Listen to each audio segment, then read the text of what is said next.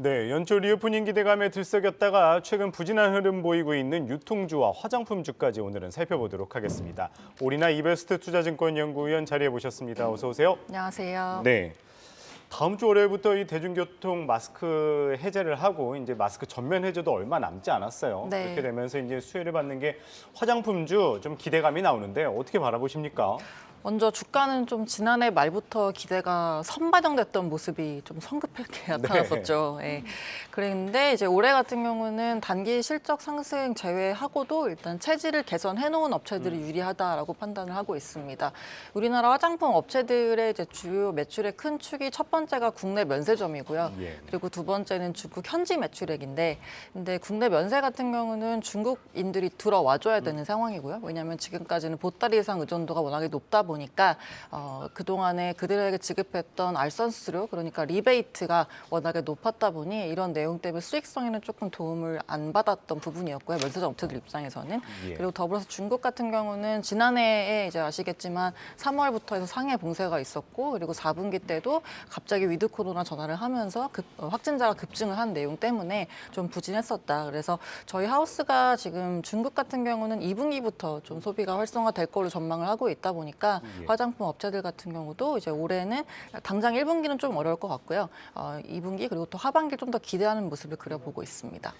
예, 물론 뭐 화장품주 이 마스크 해제 관련해서는 선반영됐다, 어느 정도 선반영됐다 말씀하셨는데 네. 특히나 이 색조 화장품주 같은 경우에는 또 최근에 흐름이 좋더라고요. 그러면 그쵸. 조금 나뉠까요? 어떻게 바라보시나요? 그렇죠. 색조 화장품을 근데 이제 하고 있는 업체들 그리고 또 잘하고 있는 업체들이 좀 조그마한 종목이라는 게 네. 과거랑 좀 달라진 점이라고 말씀을 드리고 싶습니다. 그래서 저희가 지금 소비할 수 있는 금액은 좀 제한적인데 브랜드 개수는 굉장히 많아졌거든요. 네. 그래서 실제로 지난해 11월 달 기준으로 봤을 때 지금 우리나라에 있는 브랜드 개수가 한 2만 8천 개 됩니다. 오, 네. 코로나 2년 동안 이게 2배 가까이 급증을 한 거거든요. 그래서 저희가 화장품 소매 판매액은 연간으로 한 7, 8%가량 증가를 하는데 예. 근데 이런 소비가 여러 브랜드로 분산되다 보니까 이제 이게 한 종목으로 좀 쏠리기보다는 좀 조그마한 종목 위주로 많이 최근에 움직이고 있다 이렇게 판단하고 있습니다.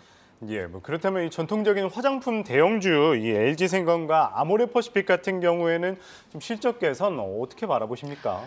서두에 말씀드린 것처럼 이제 체질 개선이 가장 중요하다고 말씀을 드리고 있고요. 그런 측면에서 아모레퍼시픽이 지난해 해놓은 작업들은 좀 주목할 만하다 이렇게 말씀을 드리고 있습니다. 예. 먼저 중국 쪽에서 오프라인 매장을 철수를 많이 했고요. 그래서 전체적으로 그동안에 이니스프리가 좀 중국 사업을 끌고 왔었던 그런 브랜드였었는데 여기 매장이 가장 많을 때가 중국에서 600개 정도 있었거든요. 근데 예. 작년 말로 140개까지 줄여놓은 상황이니까 꽤 많이 닫은 상황이고 올해 상반기에도 더 줄이는 거를 계획을 하고 있습니다. 더불어서 라네즈 매장도 지난해 20% 가까이 줄여놨고요. 그리고 마몽드 매장도 백화점에 들어간 거는 작년 기준으로 다 닫았기 때문에 이런 부분들이 고정비나 인건비를 세이브해줄 수 있는 부분이다 이렇게 말씀을 드리고 있습니다. 예, 뭐 결국에 이 전통 국내 대형주 화장품주 같은 경우에는 뭐 체질 개선이 일단 뒷받침되어야 할 부분인 것 같습니다. 그렇다면 현 시점에서 화장품주 좀 대응 전략 어떻게 가져가면 좋을까요?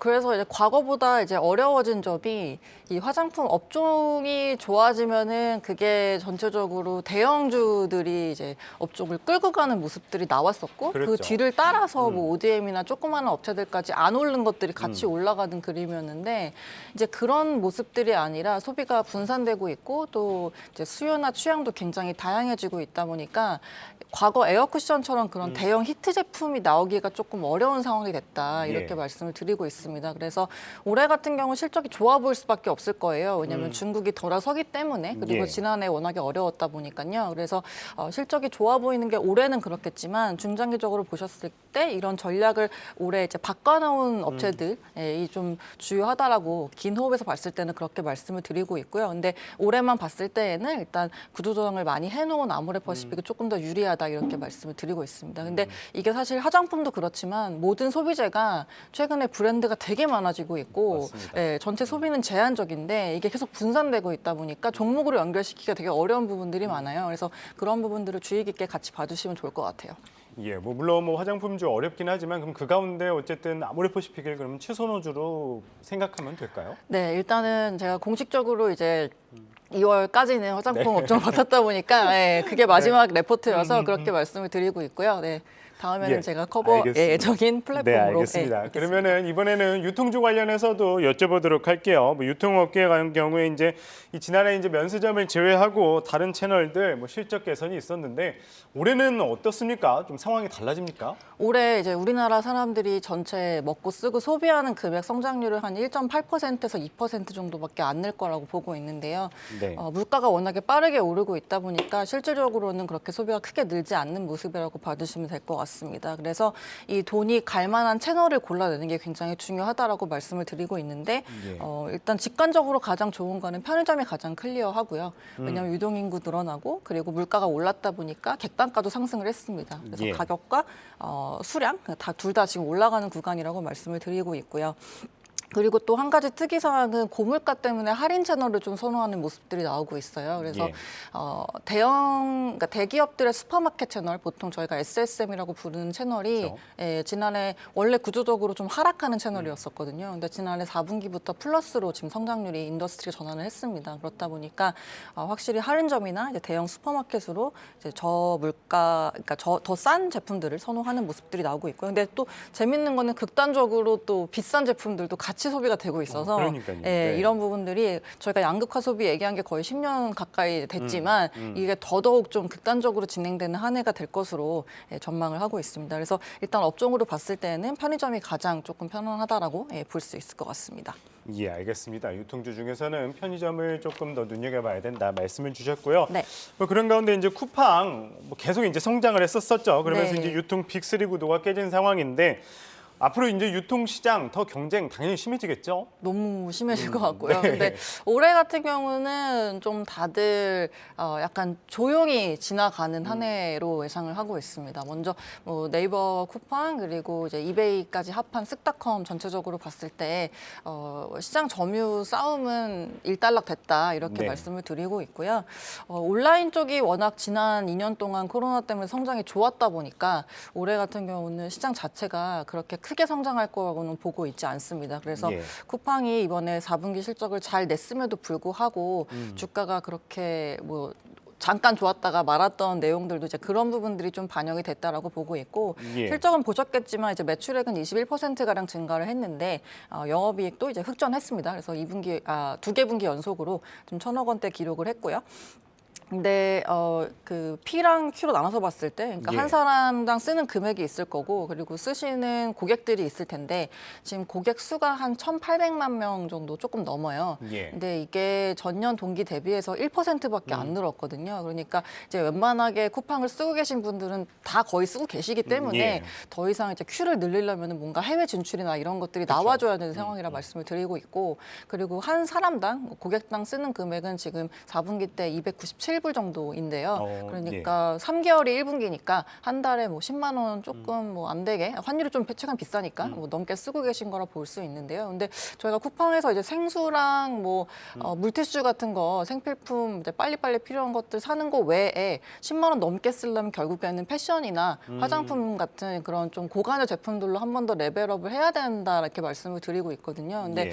그런 것들에 있어서 사실은 버티컬 플랫폼들이 워낙에 잘하고 있다 보니까 실내로 이제 무신사 같은 경우가 지난해 연간 거래액이 한 3.3조 원 정도 한 걸로 추정을 하고 네. 있습니다. 근데 아시겠지만 백화점에서 매출 1등하는 점포가 신세계 강남점이잖아요. 그렇죠. 거기가 지난해 2.8조 정도 했거든요. 근데 패션 비중으로만 봤을 때는 무신사는 거의 한 60-70% 넘어가는 수준이고 예. 백화점 뭐 아시겠지만 식품도 있고 명품도 있고 여러 가지 집객을 위한 요소들이 있다 보니까 예. 상대적으로 패션만 놓고 봤을 때는 어떻게 보면 백화점 1등을 버티컬 플랫폼이 이긴 거라고도 볼 수가 있겠죠. 그래서 쿠팡 같은 경우도 이런 부분을 강조를 하려고 여러 가지 서비스를 내놓긴 했지만 예. 아직은 뭐 그렇게 뚜렷하게 성과가 나온 건 없는 것 같아서 이제 예. 이런 부분들을 올해 좀 다들 해결해야 될 과제로 보고 있다 보니까 경쟁에 조금 막 늘리는 것보다는 수익성에 좀 집중하고 재정비하는 그런 기간으로 보고 있습니다. 예, 알겠습니다.